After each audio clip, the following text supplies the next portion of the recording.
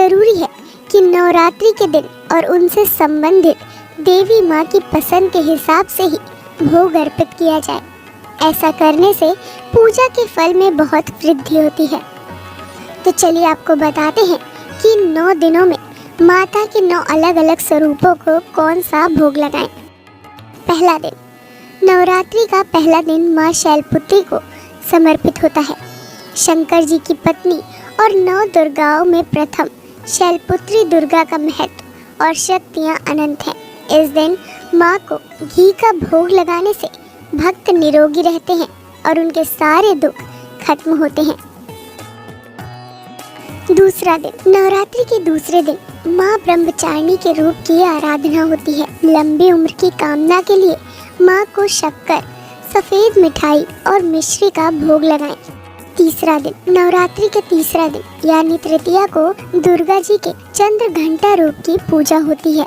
माँ के स्वरूप को दूध मेवा युक्त खीर या फिर दूध से बनी मिठाइयों का भोग लगाएं। ऐसा करने से भक्तों को समस्त दुखों से मुक्ति मिलती है। चौथा दिन, नवरात्रि के चौथे दिन माँ के कुष्मांडा रूप की पूजा होती है। देवी के स्वरूप की कृपा से निर्णय लेने की क्षमता में वृद्धि एवं मानसिक शक्ति अच्छी रहती है।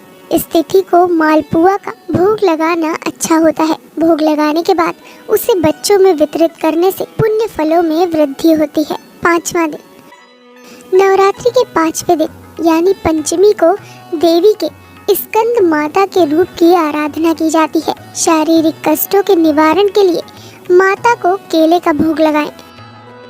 छठा दिन, छठे दिन देवी के कात्यायनी रूप की पूजा अर्चना की जाती है। इस दिन देवी को प्रसन्न करने के लिए शहद और मीठे पान का भोग लगाएं।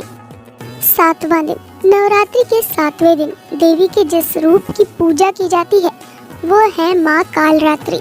नकारात्मक शक्तियों से बचने के लिए आप माँ कालरात्रि को गुड़ का भोग लगाएं। इसके अलावा नींबू काट कर भी माँ को अर्पित करें। 8वां दिन, देवी महागौरी को हम 8वें दिन पूजते हैं। ये अन्न धन को देने वाली हैं। माँ के स्वरूप को नारियल का भोग लगाएं। इस भोग से संतान सुख की प्राप्ति होती है।